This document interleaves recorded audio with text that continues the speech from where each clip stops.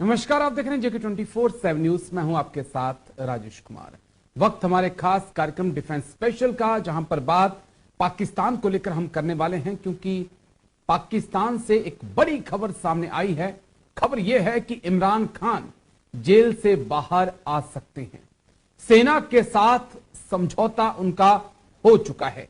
कौन कौन सी वो शर्तें हैं जो सेना ने इमरान खान के सामने रखी और इमरान ने उन्हें कबूल कर लिया।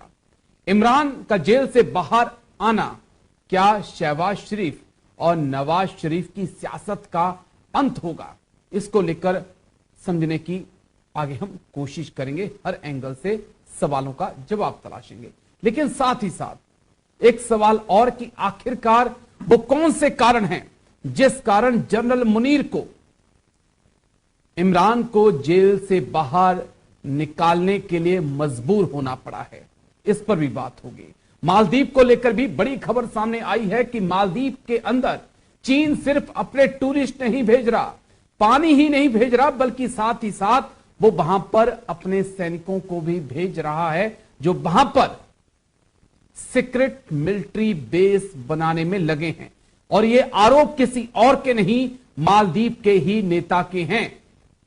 भारत के लिहाज से मालदीव के अंदर चीन की एंट्री और मालदीव के अंदर चीन की सेना कितना बड़ा खतरा आने वाले वक्त में होगा, इसको भी समझने की आगे कोशिश होगी। लेकिन शुरुआत बड़ी खबर के साथ। अगले महीने जेल से बाहर आ सकते हैं इमरान खान। पाक आर्मी के साथ इमरान की डील फाइनल, सूत्रों के हवाले से बड़ी खबर। जनरल मुनीर के खिलाफ नहीं बोलेंगे इमरान खान। इमरान खान की सत्ता में हो सकती है वापसी।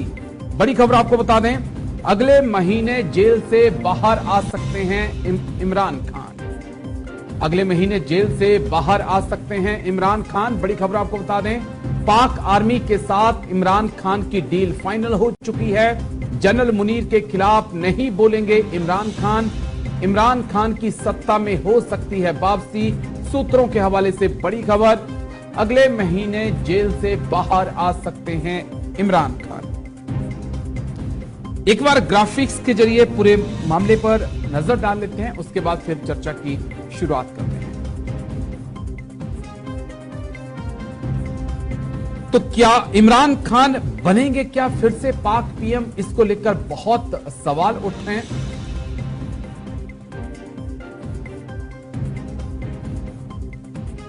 क्या इमरान खान बनेंगे फिर से पाक पीएम? इमरान खान सेना के बीच फाइनल डील हो चुकी है। जेल से रिहा होंगे इमरान खान। जनरल मुनीर पर निजी हमला नहीं करेंगे। पेशावर कोर कमांडर के घर हुई डील। तोशखाना मामले में इमरान को बेल मिल चुकी है। साइफर मामले में मिलेगी जमानत, लेकिन अल कादिर मामला इमरान के ऊपर चलता रहेगा। इमरान बाहर आए तो क्या प्रधानमंत्री फिर बनेंगे?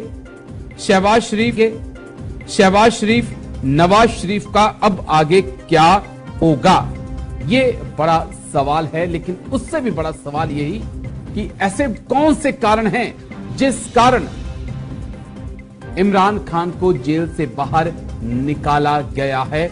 जनरल मुनीर क्यों बेबस हो गए कि जानी दुश्मन को उन्होंने जेल से बाहर निकालने की परमिशन दे दी है। कई सवाल जिनका जवाब तलाशने की आज कोशिश करेंगे। दो खास मेहमान आज हमारे साथ चर्चा में जुड़ चुके हैं। मेजर जनरल राजन कोचर, जाने माने डिफेंस एक्सपर्ट हैं। बहुत बहुत शुक्रिया सर। जय हिंद। सबसे पहले अनुपम तिवारी हैं, एयरफोर्स ऑफिसर हैं। बहुत बहुत शुक्रिया सर। जय हिंद आपको भी। जय हिंद राजेश। चर्चा की शुरुआत मेजर जनरल राजन कोचर सर मैं आपके साथ करूंगा। बड़ी अहम खबर है ये, मैं हर पहलू को समझने की कोशिश करूंगा, लेकिन पेशावर कोर कमांडर के घर ये डील हुई है। पेशावर कोर कमांडर के अंदर ही खैबर पख्तूनवा भी आता है, जहां पर टीटीपी के हमले लगातार बढ़ रहे हैं और पाकिस्तान की आर्मी सरेंडर कर रही है। क्या हम उस पॉइंट ऑफ व्यू से चीजों को जोड़ सकते हैं, या फिर हम ये माने कि इमरान खान और मुनीर के बीच आम सहमति बन चुकी है, या फिर ये जो प्रेशर है जो खैबर पख्तूनख्वा से आया है उसने मुनीर को मजबूर कर दिया है? साहब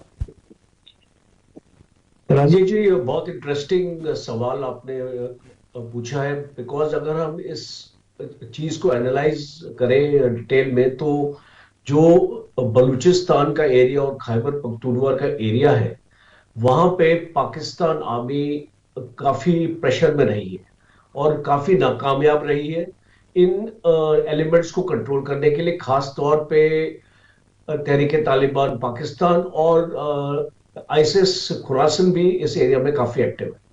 अब अगर हम ट्रैक रिकॉर्ड देखें इमरान खान का जो पहले इसका रहा हुआ है और जो इन्फ्लुएंस पीटीआई का है इस एरिया में वो सबसे ज्यादा है। पीटीआई बहुत पॉपुलर है इस एरिया में और वहां पे हमेशा पीटीआई की गवर्नमेंट आई है। तो ये कहना गलत नहीं होगा कि पाकिस्तान आर्मी को एक समझौता करने के लिए एक प्रेशर है। दूसरा, एक पॉलिटिक्स का से अगर हम इसको नजरिया देखें तो बेशक मीटिंग्स हो रही हैं, जो पाकिस्तान से खबर आ रही है कि इनकी मीटिंग्स हो रही है, कोर कमांडर पेशावर के घर पे मीटिंग हुई है और जो भी पीटीआई के लीडर्स हैं वहां गए थे मीटिंग करने के लिए, और इमरान खान के साथ भी जो भी इनका जो डिस्कशन हुआ है, जो कम्युनिकेशन हुआ है इमरान खान के साथ, वो सब एक इंडिकेट कर रहा है कि दूरियां कम करने की कोशिश की जा रही है। दूसरा, इमरान खान पब्लिक स्टेटमेंट दे रहा है। पब्लिक स्टेटमेंट में इमरान खान ये जाहिर कर रहा है कि वो अभी कोई समझौता करने के लिए तैयार नहीं है। तो ये दो चीजों को आपको कोरिलेट इसको करना पड़ेगा, क्योंकि इमरान खान की जो पॉपुलैरिटी है आज, वो अगर पाकिस्तान में पॉपुलर हुआ है तो उसने एंटी इस्टेब्लिशमेंट स्टैंड लेके पॉपुलर हुआ है। तो वो एक टाइम पे अपनी इस पॉपुलैरिटी को कम नहीं करना चाहता है। और साथ साथ अभी जिस तरीके के केसेस हैं, 3 मेजर केसेस हैं, आप जानते हैं तोशा खाना केस में उसका सेंटेंस को सस्पेंड कर दिया गया है। पीटीआई लीडर जो ये उस टाइम पे जो कोर कमांडर के घर पे अटैक हुआ था उनको काफी लोगों को बेल मिल चुकी है। और बाकी 2 केसेस है, एक उनके मैरिज का है जो इस्लामिक एक्ट के अगेंस्ट था, दूसरा एक उनका ऑफिशियल सीक्रेट्स एक्ट वाला केस है जहां पे वो जो तार आई थी उसको वायरल एक्चुअली कर दिया था इमरान खान ने।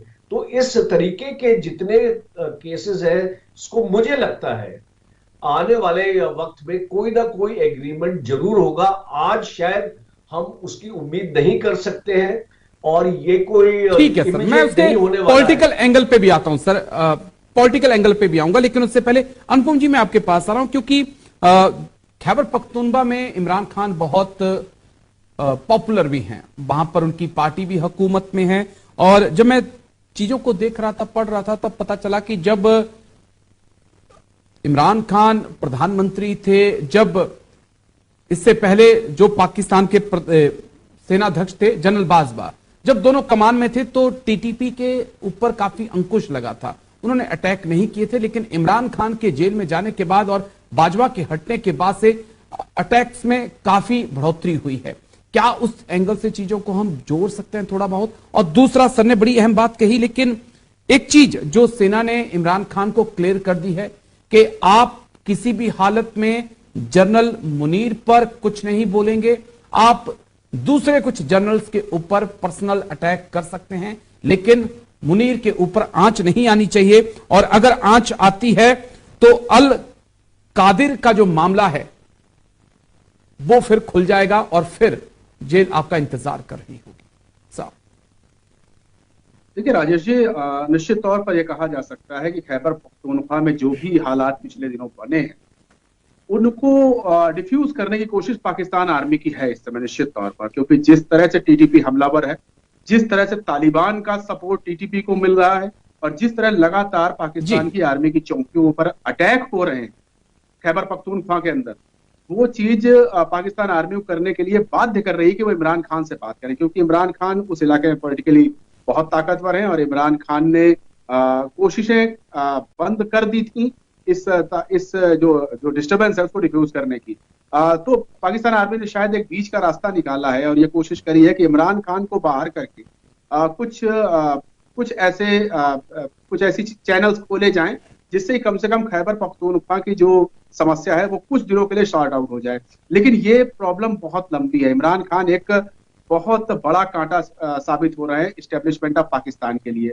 ऐसा इसलिए है क्योंकि इमरान खान एक ऐसे शख्स हैं जो कि जिनके रिश्ते पाकिस्तान की पॉलिटिकल जमात से भी खराब है, आर्मी से भी खराब है, और कहा जाए तो 75% जुडिशरी से भी खराब है।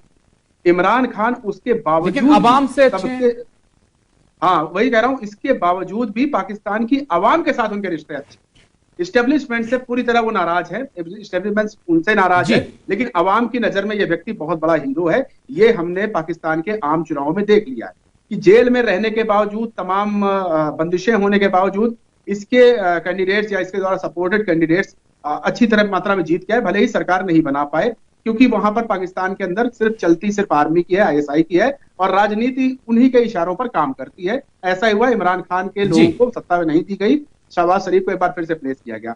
लेकिन आर्मी को अब ये लगने लगा है, एस्टेब्लिशमेंट को अब लगने लगा है कि इस व्यक्ति का सिर्फ दो ही इलाज हो सकता है, या तो इसको पूरी तरह से पिक्चर से हटा दिया जाए इमरान खान को, जैसे उन्होंने पहले प्रधानमंत्रियों को हटाया है, उसको कोई सजा दे करके और फांसी पर चढ़ा दिया जाए या कुछ ऐसा कर दिया जाए कि वो पाकिस्तान की राजनीति से बिल्कुल आउट हो जाए।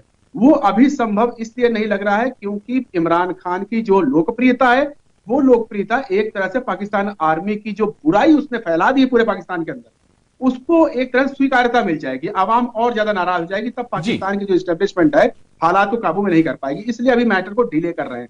दूसरी बात, इमरान खान को जेल से बाहर निकाला जाए, दूसरा ऑप्शन उनके पास ये है, जेल से बाहर निकाला जाए, अपनी शर्तों पर निकाला जाए, और धीरे धीरे करके जो आवाम के बीच में उसकी लोकप्रियता है उसको खत्म किया जाए। और ये बहुत लंबा प्रोसेस होगा।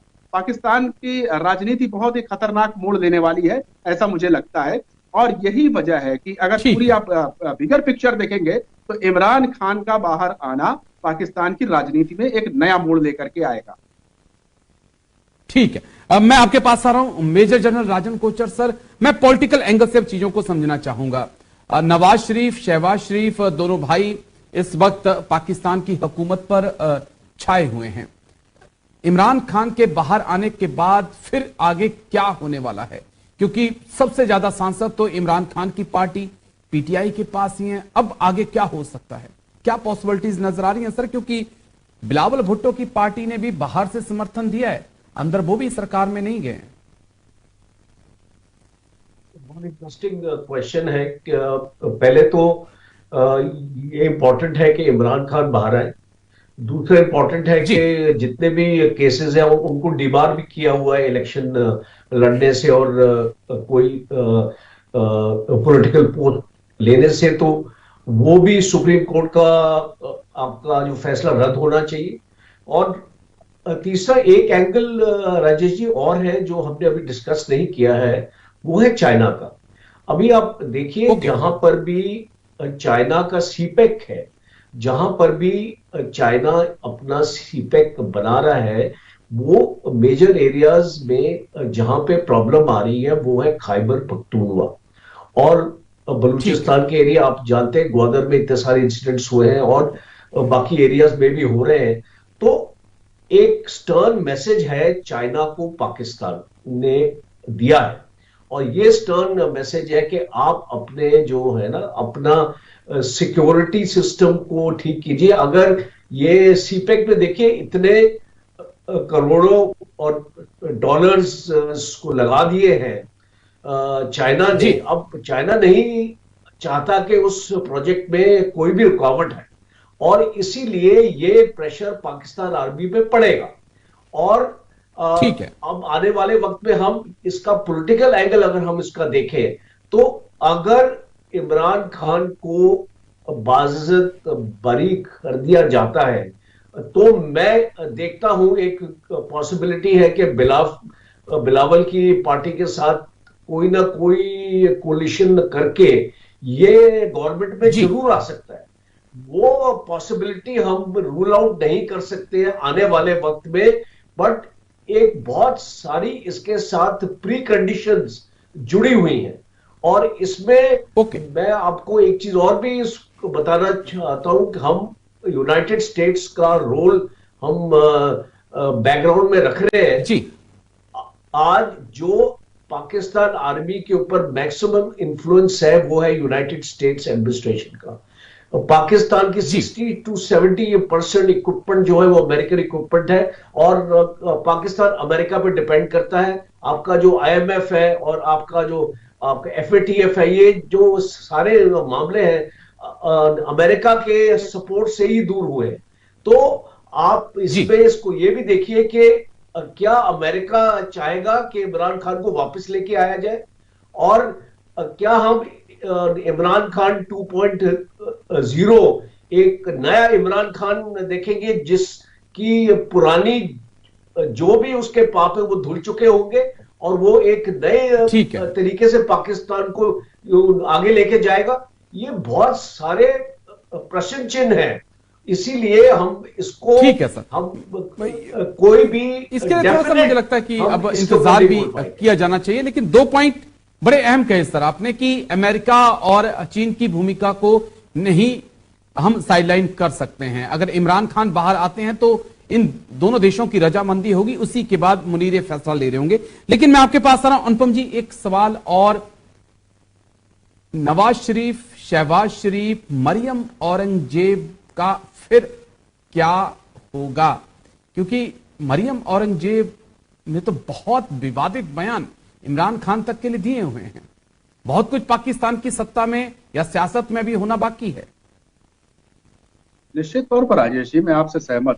पाकिस्तान के चुनावों के बाद, आम चुनाव के बाद ये समझ में आ गया था कि अभी पिक्चर साफ नहीं हुई है। भले ही वहां सरकार बन गई है, भले ही वहां पर शरीफ खानदान एक बार फिर से सत्ता में आ गया है, लेकिन अभी पाकिस्तानी जो पिक्चर है वो अभी आनी बाकी है। हकीकत यह है कि शहबाज शरीफ को जल्दबाजी में पाकिस्तान का चीफ बनाना और नवाज शरीफ को उस पद तक नहीं पहुंचने देना, ये पाकिस्तान आर्मी की एक सोची समझी रणनीति थी। पाकिस्तान आर्मी जानती है कि नवाज शरीफ एक ताकतवर नेता है, और वो ताकतवर नेता भले ही बाहर से एग्जाइल से वापस बुला लिया गया था, लेकिन इसको सत्ता नहीं देनी है। सत्ता देने के लिए एक कठपुतली रखना चाहिए, और वो कठपुतली शहबाज शरीफ हो सकते हैं। शहबाज शरीफ को PM भले बनाया गया हो, लेकिन जिन लोगों का आपने जिक्र किया वो लोग निश्चित तौर पर आगे चल के कहीं और अपॉर्चुनिटी देखेंगे तो वहां पर कूद जाएंगे, और शरीफ सरकार को गिराने में कोई कसर नहीं छोड़ेंगे। यहाँ पर पाकिस्तान आर्मी ने पूरे इंतजाम कर रखे हैं शरीफ को काउंटर बैलेंस करने के लिए भी। उसने इसी वजह से बिलावल भुट्टो को सरकार में शामिल जबरदस्ती नहीं करवाया, बाहर समर्थन जारी रखा। पाकिस्तान आर्मी का अगर प्रेशर होता तो ये निश्चित तौर पर भुट्टो भी सरकार में शामिल होता और सरकार का एक हिस्सा होता। लेकिन इन्हीं सब वजहों से भुट्टो को बाहर रखा गया, और बाहर से एक प्रेशर परमानेंट क्रिएट किया गया शरीफ खानदान के ऊपर। यहाँ पर दोनों खानदान साथ एक साथ पाकिस्तान आर्मी ने, ठीक है, एक स्क्रिप्ट लिखी गई थी पाक आर्मी की तरफ से, अब उसे अमली जामा धीरे धीरे पहनाया जा रहा है। माफी चाहूंगा, लेकिन मुझे एक छोटे से ब्रेक के लिए रुकना होगा। ब्रेक के उस पार एक बड़े अहम मुद्दे पर चर्चा, भारत से जुड़ा हुआ मुद्दा, क्योंकि मालदीव के अंदर क्या चीन अपने सीक्रेट सैन्य अड्डे बना रहा है, और अगर बना रहा है तो फिर क्या यह जागने का वक्त आ चुका है? छोटा सा ब्रेक, जल्द हाजिर होते हैं।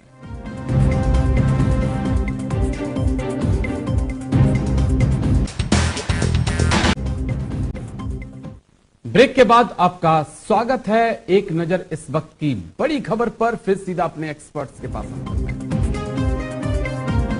मालदीव में चीन बना रहा खुफिया सैन्य अड्डा, मालदीपियन डेमोक्रेटिक पार्टी के अध्यक्ष ने खोले राज।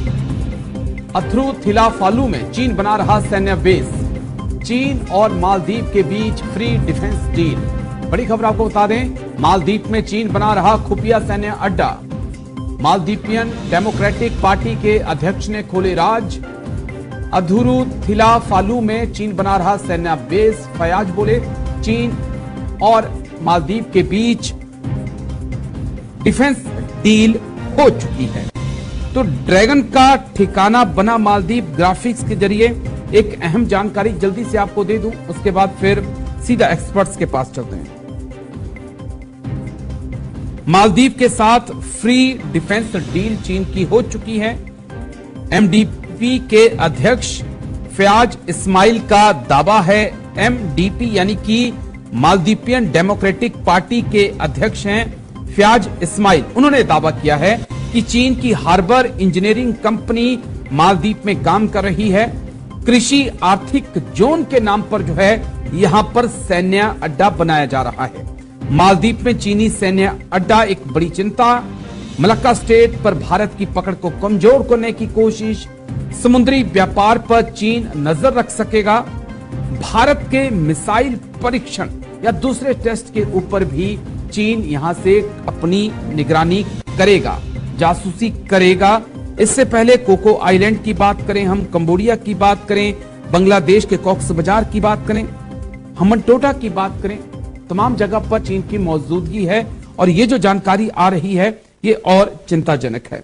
मेजर जनरल राजन कोचर सर, मैं आपके पास आ रहा हूं। ये बड़ा अहम सवाल है। मालदीपियन डेमोक्रेटिक पार्टी के अध्यक्ष बोल रहे हैं, कोई हिंदुस्तान आरोप नहीं लगा रहा है, ये मालदीव की ही पार्टी है जो कह रही है कि यहां पे जो चीन की कंपनी आई है कृषि के नाम पर, वो खेतीबाड़ी करने नहीं आई है, वो वहां पर चीन की आर्मी के लिए एक बेस तैयार कर रही है। सर ये कितना चिंताजनक है और क्या ऑप्शन है हमारे पास कि चीन को हम रोकें वहां पर? राजेश जी, एक तो है कि चीन को आप नहीं रोक सकते वहां पे आने के लिए। अगर एक मालदीवन इंडिपेंडेंट कंट्री है और अगर उसका प्रेसिडेंट चाहता है कि उसको चीन की मदद चाहिए तो आप कुछ नहीं कर सकते उसके बारे में। और ये जो भी स्टेटमेंट्स, अगर पॉलिटिकल स्टेटमेंट इंडिया की तरफ से आती है तो मैं I don't agree with them. दूसरी है कि चाइना क्या कर रहा है। आप अभी चाइना के डिजाइन देखिए। चाइना मालदीव्स को फ्री मिलिट्री ट्रेनिंग दे रहा है और मालदीवन आर्मी को ट्रेन कर रहा है। नॉन लीथल वेपन्स चाइना इनको दे रहा है। हम बेस की बात बाद में बात करेंगे। हम इसको पहले इसको देखते हैं कि चाइना मालदीव्स के अंदर कैसे घुसने की कोशिश कर रहा है। आप जानते हैं कि भूटान में हमारी एक इम्ट्राड है, एक हमारी वहां पे ट्रेनिंग टीम है जो भूटानीज आर्मी को ट्रेन करती है और वो एक ऑलमोस्ट डिवीजन स्ट्रेंथ की हमारी जो फौज की टीम है वहां पे, जो काफी बड़ा एस्टेब्लिशमेंट है। और अगर आप इसका टेम्पलेट यहां लगाएं मालदीव्स में कि क्या चाइना ऐसी ट्रेनिंग टीम यहां पे लेके आएगा और मालदीवियन आर्मी को ट्रेनिंग के बहाने, देखिए एक तो आपकी पीएलए की प्रेजेंस हो गई इस आइलैंड में। ऑलमोस्ट एक डिवीजन जो आपके लोग हैं और 8,000 से 9,000 आपके सैनिक, 10,000 आपके सैनिक, वो मालदीवियन की धरती पे आ जाएंगे। साथ साथ इक्विपमेंट की ट्रेनिंग होगी। दूसरा एक और चिंताजनक चीज है कि एक चाइना मिलिट्री इंजीनियरिंग कॉरपोरेशन है, उसने मालदीव्स में ऑलरेडी क्रिटिकल इंफ्रास्ट्रक्चर प्रोजेक्ट्स शुरू कर दिए हैं और मालदीव में मालदीव्स के लिए फ्री रोड्स बन रही हैं। और दूसरा जो 17 आइलैंड्स हैं मालदीव्स में, उनको फ्री लैब इक्विपमेंट दिया जा रहा है। फ्री ट्रेड एग्रीमेंट हो चुका है। देखिए चाइना कोई चीज फ्री में नहीं देता और हमको बिल्कुल सर बहुत क्लियर है चाइना के बारे में। ये इतने वर्ड्स में आपको बोल रहा हूं, free trade agreement, free military assistance, ये एक कॉस्ट पे आ रहे हैं और वो कॉस्ट है कि चाइना अपना प्रेजेंस मालदीव में बना के रखे। अब मालदीव इंडिया से 2000 किलोमीटर की दूरी पर है, तो ये बहुत ही वल्नरेबिलिटी है इंडिया के लिए। और अभी अगर इंडिया चाइना को नहीं रोक सकता है तो इंडिया अपने आप को तो मजबूत कर सकता है। तो इंडिया के पास कार निकोबार आइलैंड्स हैं, अंडमान है और जितने भी द्वीप है, लक्षद्वीप, ये सारे जो है यहाँ पे इंडिया को अपने बेसिस को मजबूत करना पड़ेगा। हमको अपनी एयरफोर्स को भी यहाँ पे तैनात करना पड़ेगा, और कुछ मिलिट्री, हमारे पास एम्फीबियस ब्रिगेड है, हमारे पास कुछ मिलिट्री प्रेजेंस हमको यहाँ पे लानी पड़ेगी। एक स्ट्रेटजी में बदलाव करना पड़ेगा, क्योंकि आने वाले वक्त में राजेश जी मैं देखता हूं कि लड़ाई लद्दाख और अरुणाचल प्रदेश के बॉर्डरों पे सीमित नहीं रहेगी, लड़ाई इंडियन ओशन में आएगी, और चाइना को रोकना बहुत मुश्किल हो जाएगा अगर चाइना यहाँ पे अपना बेस बना लेगा। और मलक्का स्टेट, ठीक है सर, मैं आता हूं, फिर आता हूं आपके पास सर। ओके, आता हूं मैं सर। अनुपम जी मैं आपके पास आ रहा हूं। अनुपम जी, जिस प्रकार से टर्की से फ्री में काफी ड्रोन भी मिले, कुछ खरीदे भी गए, TB2 ड्रोन जो कि कहा जाता है कि काफी खतरनाक ड्रोन है, वो मालदीव के पास पहुंचे। चीन लगातार अपने इक्विपमेंट्स भी दे रहा है, अपनी सेना की मौजूदगी को बढ़ा रहा है। मेरा सवाल बड़ा अहम है सर, बांग्लादेश के अंदर चीन की मौजूदगी कॉक्स बाजार में है, कोको आइलैंड के अंदर चीन की मौजूदगी हो चुकी है, हम्बनटोटा की हम बात करते हैं वो चीन के पास ऑलरेडी लीज पर है। अब तो खबरें यहां भी आ रही हैं कि कोलंबो में भी चीन बंदरगाह बनाने पर लगा हुआ है, मालदीव के अंदर भी मौजूदगी को वो बढ़ा रहा है। हम कैसे देखें, हम रूस के साथ, अमेरिका के साथ, फ्रांस के साथ, जर्मनी के साथ अपने रिश्तों को बहुत अच्छा बना रहे हैं, इस चीज को नकारा नहीं जा सकता, लेकिन क्या हमारे जो छोटे पड़ोसी देश हैं, साथ जो पड़ोसी हैं, वहां पर तालमेल नहीं बैठ पा रहा है? हाँ, ऐसा नहीं कह सकते राजेश जी कि तालमेल नहीं बैठ पा रहा है। अगर हम केवल मालदीव का ही एग्जांपल लें तो वहां पर दो पार्टीज हैं, एक पार्टी अभी सत्ता में है, दूसरी विपक्ष में है, लेकिन जो विपक्ष में है वो भारत की हितैषी पार्टी रही है। और अभी जिस न्यूज को आप ब्रेक कर रहे हैं वो कहानी भी ब्रिटेन विपक्ष की तरफ से, मालदीव के विपक्ष की तरफ से आई है, जिन्होंने ये बताया है कि चीन जो दिख रहा है वह वैसा कर नहीं रहा, वो वहां पर एक मिलिट्री बेस बना रहा है। तो निश्चित तौर पर भारत को अब थोड़ा सा सामरिक नीतियों में, कूटनीतिक नीतियों में और प्रोएक्टिव होने की जरूरत है, ताकि इस तरह के जो हमारे प्रो इंडियन लोग हैं हमारे पड़ोस में बैठे हुए, उनको पुश किया जा सके, उनको सत्ता में भले ही भागीदारी ना हो, लेकिन उनको इस तरह से इस्तेमाल, मैं नहीं करना चाहूंगा, लेकिन इस्तेमाल किया जाए कि वो लोग कम से कम चीन के हाथों की कठपुतली बनने से अपने देश को रोक पाए। जिस तरह से बेहतर काम बांग्लादेश में हो रहा है, बांग्लादेश की प्राइम मिनिस्टर के भारत के साथ रिश्ते अच्छे हैं, लेकिन फिर भी अभी आपने देखा होगा कुछ दिन पहले बांग्लादेश के अंदर मालदीव्स की तरह एंटी इंडिया कैंपेन चलाने की कोशिश करी गई थी, जो कि फेल हो गया। इसी तरह से मालदीव में इंडिया आउट अभियान जो कैंपेन था, जी एग्जैक्टली, इसी तरह मालदीव्स के अंदर इंडिया आउट का जो प्रोग्राम चला था वो वहां पर पॉलिटिकली मोइजू को फायदा कर गया और वो सत्ता में बैठ गए, लेकिन सत्ता पे वो हमेशा नहीं बैठे रहेंगे। तो भारत को एंटी मोइजू जैसे लोगों को, जो उनकी पक्षी पार्टी, जो जिसके भारत साथ संबंध बहुत अच्छे रहे हैं, उनके साथ लगातार संपर्क बना के रखना पड़ेगा। जब कभी वो सत्ता में आते हैं तो भारत के लिहाज से वो बेहतर करें और चाइना की जो भी मौजूदगी है उसको कम करने का प्रयास करें। देखिए, ये रातों रात नहीं हो सकता। जितने उदाहरण आपने गिनाए, पाकिस्तान, चाइना ने लगभग हमको घेर लिया है इंडियन ओशन के अंदर, हर तरफ से घेर लिया है, और मलक्का स्टेट का तोड़ बस। मैं चंद एग्जाम्पल आपको देना चाहता हूं अनुपम जी, मैं चंद एग्जाम्पल आपको देना चाहता हूं। लिपू लेक काला पानी का विवाद कभी सुना नहीं था, हाल के वर्षों में नेपाल ने उस विवाद को खड़ा किया चीन के इशारे के ऊपर। डोकलाम जैसा जो विवाद भारत और भूटान का था, भूटान के प्रधानमंत्री कहते हैं कि नहीं, तीन देशों के बीच का ये विवाद है। कोको आइलैंड जो कभी म्यांमार का था, वो वहां पर चीन का अड्डा बन जाता है। कॉक्स बाजार में भारत के ऐतराज के बाद भी चीन की सबमरीन बांग्लादेश खरीदता है और उन सबमरीन की मेंटेनेंस के लिए चीन की नेवी वहां पर आएगी, इस चीज को नकार नहीं सकते हैं। हम्बनटोटा की बात करें, कोलंबो की बात करें, हम कैसे कहें सर कि सब कुछ ठीक है? मैं अगर आपकी बातों पर ही विश्वास करूं, मैंने चंद एग्जाम्पल दिए। राजेश जी, मैं ये नहीं कह रहा हूं सब कुछ ठीक है, निश्चित तौर पर बहुत चिंताजनक है, लेकिन यह सब कुछ एक दिन में ठीक नहीं हो सकता, मैं ये कहना चाहता हूं। इसके लिए एक बेहतर रणनीति, व्यापक एक टीम वर्क करना पड़ेगा, एक बड़ी रूपरेखा बनानी पड़ेगी, और उसको अलग अलग देशों के साथ आपको डिप्लॉय करना पड़ेगा। जैसे हमको नेपाल है, नेपाल में आपने एग्जाम्पल दिया, निश्चित तौर पर लिपू लेक काला पानी का जो विवाद हुआ है वो हकीकत में पहले कभी नहीं सुना गया था, लेकिन वो विवाद हुआ और उस विवाद ने एक भयानक रूप लेने से पहले ही उसको सुलझा लिया गया। तो ये भारत की एक बेहतर वहां पर कोशिश रही, और ऐसी कोशिश रहनी चाहिए कि इस तरह की जो छोटी छोटी झड़पें हैं, जो छोटे छोटे विवाद हैं, वो आगे ना बढ़ पाए। जी कुछ पॉलिटिकल कंपल्शन भी होते हैं। देखिए अभी हाल ही में हमारे प्रधानमंत्री जी ने एक आइलैंड, तमिलनाडु के साउथ में एक आइलैंड का जिक्र किया। हो सकता है भविष्य में इस आइलैंड को लेकर के हमारे श्रीलंका के साथ तनावपूर्ण रिश्ते हो जाए, तो हमको पॉलिटिकली भी कुछ इस तरह की चीजें नहीं रखनी चाहिए। देखिए अंतरराष्ट्रीय संबंध भारतीय इंटरनल राजनीति का विषय नहीं होने चाहिए, और इसी वजह से हमको अंतरराष्ट्रीय संबंधों के ऊपर बहुत सोच समझ कर कदम बढ़ना चाहिए। पॉलिटिकल विवाद के बिना हमें अपने देशों, दूसरे देशों ठीक में है। अपने जो भी समर्थक हैं उनके साथ बेहतर संबंध रखने पड़ेंगे, वार्तालाप करते रहने पड़ेंगे, उनको अकेला नहीं छोड़ना होगा। तो इस तरह की चीजें करनी पड़ेंगी, तब आपको लॉन्ग टर्म में ये सब कुछ बेहतर फायदे दे पाएंगे। और अगर आपने इनको एज इट इज छोड़ दिया तब फिर बहुत मुश्किलात हो जाएंगी। जी ठीक है, मैं आप पानी पीजिए सर, मैं आपके पास आ रहा हूं। मेजर जनरल राजन कोचर सर, एक और अहम सवाल। हिंदुस्तान में एक कहावत भी है कि जब घर में आग लगती है तो पड़ोसी उस आग को बुझाने पहले आते हैं, रिश्तेदार बाद में पहुंचते हैं। मेरा ये सवाल आप समझ गए होंगे किस संदर्भ में मैंने कहा है। और दूसरा जो मैं चीज समझना चाहूंगा आपसे कि ये पैसा बोलता है क्या?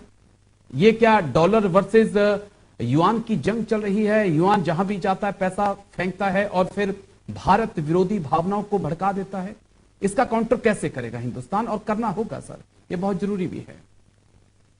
देखिए राजेश जी, आपने बिल्कुल सही कहा। ये इंडिया की फर्स्ट नेबरहुड पॉलिसी जो बनी थी वो बेसिकली इसी के लिए बनी थी कि पड़ोसी सबसे पहले आएगा और आपको बचाएगा। और सुनामी हो या आपके वाटर क्राइसिस हुई थी मालदीव में, तो भारत आया था सबसे पहले, और भारत ही आ सकता है सबसे पहले।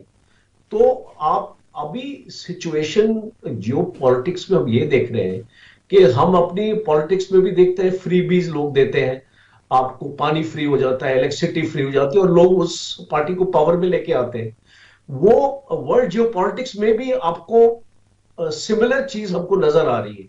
जो कंट्री गरीब है, जिस कंट्री को पैसे की जरूरत है, जिस कंट्री को डेवलपमेंट की जरूरत है, आप उसको अगर फ्री प्रोजेक्ट्स देना शुरू कर देंगे तो एक इसको नेचुरल है इंक्लिनेशन है कि वो कंट्री आपके साथ हो जाएगा। आप देख लीजिए डोकलाम का विवाद हुआ भूटान में, आज डोकलाम चाइना को दिया जा रहा है, और ये अभी टाइम की बात है, एक एग्रीमेंट हो चुका है, इसको पब्लिक नहीं किया गया है, बट अल्टीमेटली ये जो डोकलाम का एरिया जिसके लिए हम लड़ रहे थे, ये चाइना के पास जाएगा। और अगर आप कहीं पर भी देख लीजिए, चाइना के पास पैसे की कमी नहीं है, बिकॉज वो एक पावरफुल इकोनॉमी है और वो अफोर्ड कर सकती है ऐसे देशों को पालना। आपने अफ्रीका में क्या देखा? आज अफ्रीका में 50 से ज्यादा कंट्रीज है, अफ्रीकन कंट्रीज, जो चाइनीज इन्फ्लुएंस के अंदर है, डेट ट्रैप के अंदर है, और वहां पे वही होता है जो चाइना वहां चाहता है। और इसीलिए हम अपने नेबरहुड में भी देख रहे हैं। आपने चिटागांव पोर्ट का भी एग्जांपल मैं दूंगा कि वहां पे चाइना क्या कर रहा है, और हबन टोटा का एग्जांपल आपने दे ही दिया है, और आपके पास कोको आइलैंड्स का एग्जांपल है जो म्यांमार के पास है। हमने वो अपॉर्चुनिटी अपना खो दी है। और दूसरा अभी एक मालदीव्स की अपॉर्चुनिटी है। देखिए हमको हमारे देश को अपॉर्चुनिटीज बहुत मिली है, ऐसी बात नहीं है कि हमने मालदीव्स के लिए कोई काम नहीं किया है।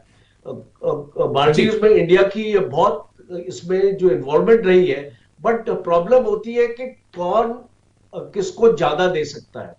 और ये जो पॉलिटिकल पार्टीज अभी जो मौजू पावर में आया हुआ है, ये एंटी इंडिया सेंटिमेंट के पावर पे आया हुआ है। तो इसीलिए ये लोगों को दिखाना चाहता है कि हमने इंडियन फौज को बाहर कर दिया। आज मालदीव में इंडियन फौज है नहीं, और हमने अपने देश को विकसित करने के लिए हमने चाइना के साथ हाथ मिलाया है, और चाइना हमको XYZ दे रहा है जो हमको भारत ने नहीं दिया। लेकिन तो बस क्योंकि मुझे एक छोटे से ब्रेक के लिए जाना है सर, माफी चाहता हूं। लेकिन मालदीव की जनता अगर पड़ोस में थोड़ा सा देख ले कि श्रीलंका की क्या हालत हुई चीन के साथ, चीन का लोन लेकर उनके साथ जाकर, वो अनुभव कर सकते हैं कि आने वाला वक्त मालदीव के साथ भी हो सकता है। और बड़ा एग्जाम्पल देखना हो तो शायद मालदीव की आवाम को पाकिस्तान की हालत देख लेनी चाहिए। मैं एक छोटे से ब्रेक के लिए रुकूंगा सर, ब्रेक के उस पार चर्चा लगातार जारी रहेगी। चीन का ही मुद्दा है, लेकिन पहली बार जापान, फिलीपींस अमेरिका त्रिस्तरीय एक मीटिंग करने वाले हैं और यह मीटिंग चीन को लेकर काफी अहम है, इसको समझना होगा। छोटा सा ब्रेक, जल्द हाजिर होंगे।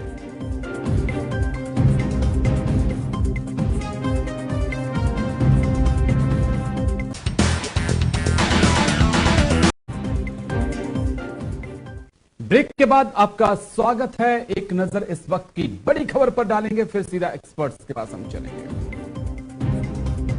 बड़ी खबर आपको बता दें, चीन को साउथ चाइना सी में मिलेगा जवाब। अमेरिका में हो रहा त्रिपक्षीय शिखर सम्मेलन, एक मंच पर जापान, अमेरिका और फिलीपींस। जापान फिलीपींस के साथ अमेरिका का अभ्यास भी। चीन को साउथ चाइना सी में मिलेगा जवाब। अमेरिका में हो रहा त्रिपक्षीय शिखर सम्मेलन, एक मंच पर जापान, अमेरिका और फिलीपींस होंगे। ड्रैगन पर लगाम लगाने की तैयारी। जल्दी से ग्राफिक्स प्ले कर दीजिए क्योंकि वक्त लगातार कम होता जा रहा है। अमेरिका में त्रिपक्षीय शिखर सम्मेलन होना है बृहस्पतिवार को। जापान, अमेरिका और फिलीपींस पहली बार चीन के खिलाफ एक मंच पर एक साथ होंगे। ऑक्स में जापान को शामिल करने की भी तैयारी है। ऑस्ट्रेलिया, जापान, अमेरिका, फिलीपींस का अभ्यास भी हुआ है। जापान और फिलीपींस को हथियार दे रहा अमेरिका। साउथ चाइना सी में चीन आतंक फैला रहा है।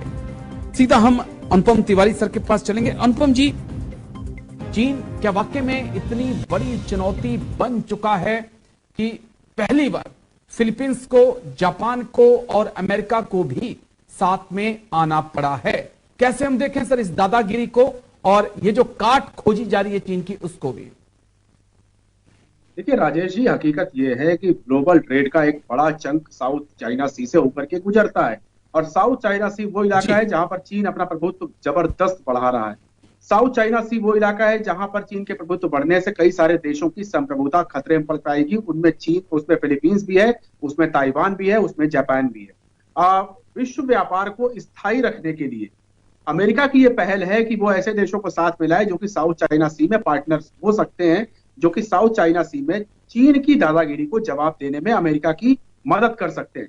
इसी वजह से देखिए आप, जिस तरह से आपने दिखाया कि फिलीपींस को हथियार दिए जा रहे हैं, जापान को हथियार दिए जा रहे हैं। सिर्फ हथियार नहीं दिए जा रहे हैं, जापान के अंदर अमेरिका ने अपने सबसे खतरनाक लड़ाकू विमानों F-22 को तैनात कर दिया है और उस इलाके में तैनात किया है जहां से गुआम की दूरी, जो अमेरिका का सबसे बड़ा मिलिट्री बेस है, वो भी उतनी ही है। वहां से बीजिंग की दूरी भी उतनी ही है और वहां से फिलीपींस की दूरी भी उतनी ही है। यानी देखिए बहुत धीरे धीरे करके चीन को चारों तरफ से घेरा जा रहा है साउथ चाइना सी के अंदर, और ये बहुत जरूरी था क्योंकि अगर चीन को नहीं घेरा जाएगा तो जिस तेजी से चीन साउथ चाइना सी के ऊपर अपनी पकड़ को मजबूत करता जा रहा था, ये बात तय हो जाती है कि कुछ सालों के बाद अगर चीन को नहीं रोका गया तो वो विश्व व्यापार के लिए, विश्व शांति के लिए एक बहुत बड़ी चुनौती बन जाएगा। क्योंकि साउथ चाइना सी वही इलाका है जहां पे प्रशांत महासागर और हिंद महासागर मिलते हैं। ये वही इलाका है जहां से एक बहुत बड़ा एक ट्रेड रूट गुजरता है जो ईस्ट से वेस्ट को जोड़ता है, एक बहुत बड़ा व्यापारिक मार्ग है। इसी वजह से यहां पर कंट्रोल अमेरिका की मजबूरी है। ठीक है सर, बस मेरे पास आखिरी 1.5 मिनट बचा है और मैं आपके पास आ रहा हूं राजन कोचर सर, एक सबसे अहम सवाल लेकर। अमेरिका को चीन को काउंटर करने के लिए जापान भी चाहिए, फिलीपींस चाहिए, ऑस्ट्रेलिया भी चाहिए और तमाम दूसरे देश भी अगर साथ में आ जाएं वो चाहिए, लेकिन भारत क्वेड को नहीं चाहता कि वो मिलिट्री अलायंस बने। भारत ऑक्स में भी शामिल होना नहीं चाहता। दुनिया की सुपर पावर चीन को काउंटर करने के लिए सहयोगी तलाश रही है, लेकिन हिंदुस्तान कह रहा है कि क्वेड मिलिट्री अलायंस नहीं होगा, हम ऑक्स में जाएंगे नहीं। हम किस प्रकार से इस रणनीति को देखें सर?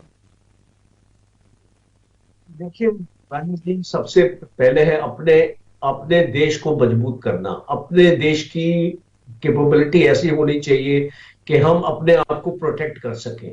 आज हम जिस स्टेज पे हैं, हम एक ग्लोबल पावर की तरह नहीं सोच सकते हैं। हमको पहले अपनी जो गैप्स है हमारी कैपेबिलिटी में, हमको उसको पूरा करने की जरूरत है। और दूसरा जो ऑकस है वो एक मिलिट्री अलायंस है, और आप समझ सकते हैं कि एक मिलिट्री अलायंस का आज चाइना टारगेट है या कल रशिया भी टारगेट हो सकता है। तो इसीलिए इंडिया अपनी फॉरेन पॉलिसी को बहुत अच्छी तरीके से निभा रहा है, क्योंकि रशिया इंडिया का बहुत ही एक क्लोज एलाय है और इंडिया कोई ऐसी मिलिट्री अलायंस में नहीं जाएगा जिससे इंडिया की रिलेशनशिप या तो ईरान से खराब हो या तो रशिया से, बिकॉज ये दोनों देशों में इंडिया के बहुत ही इकोनॉमिक कॉपरेशन है। आप जानते हैं कि चाबार पोर्ट में इंडिया ने कितना इन्वेस्ट किया है और ईरान के साथ अभी एक 10 साल का एग्रीमेंट भी हुआ है। तो ये देखते हुए फॉरेन पॉलिसी के नजरिया से मुझे ऐसे लगता नहीं है कि फिलहाल इंडिया कोई भी मिलिट्री अलायंस में जाएगा। हाँ, बस मेरे पास 30 सेकंड बचे, लेकिन बड़ा इंटरेस्टिंग सवाल सर, 30 सेकंड में जवाब चाहिए होगा मुझे, मेरे लिए भी और मेरे दर्शकों के लिए भी। जब चाइना अलायंस कर रहा है पाकिस्तान के साथ और सीडीएस रावत सर कह के गए थे कि हमें आने वाले वक्त में 2.5 फ्रंट पे वॉर लड़ना होगा, हम क्वाड से भी परहेज कर रहे हैं, हम ऑक्स से भी परहेज कर रहे हैं सर। देखिए, इंडिया को अपनी लड़ाई खुद लड़नी है, और अगर हम सोचते हैं कि अमेरिका हमारे लिए आके लड़ेगा तो ये हमारी एक मिसकंसेप्शन है। हम इसीलिए मिलिट्री अलायंसेस में नहीं जाना चाहते, हम अपने आप को मजबूत करना चाहते हैं और अपनी कैपेबिलिटी मेक इन इंडिया, आत्मनिर्भर भारत किस लिए हो रहा है? वो इसीलिए हो रहा है कि हम अपने आप को एक सेल्फ सर काउंटर सवाल, क्या जापान को और फिलीपींस को लग रहा है कि अमेरिका हमारी लड़ाई लड़ेगा? अब देखिए, जापान को भी मजबूत किया जाएगा और फिलीपींस को भी मजबूत किया जाएगा, और उस मजबूती की मुझे लगता है सर इंडिया को भी जरूरत होगी आने वाले वक्त में, अगर 2.5 फ्रंट पर हिंदुस्तान को पाकिस्तान और चीन के साथ लड़ना होगा। समय का थोड़ा सा अभाव है, लेकिन बहुत इंटरेस्टिंग मुद्दा था, इसमें मुझे लगता है कि फिर कभी बैठेंगे सर और डिटेल से चर्चा हम करेंगे। लेकिन फिलहाल बहुत बहुत शुक्रिया मेजर जनरल राजन कोचर सर, बहुत बहुत शुक्रिया अनुपम जी आपका मेरे साथ जुड़ने के लिए, तमाम सवालों का इतनी गहनता से इतनी गहराई से जवाब देने के लिए। तो डिफेंस स्पेशल में आज मेरे साथ इतना ही, कल फिर होगी मुलाकात, दीजिए इजाजत, नमस्कार।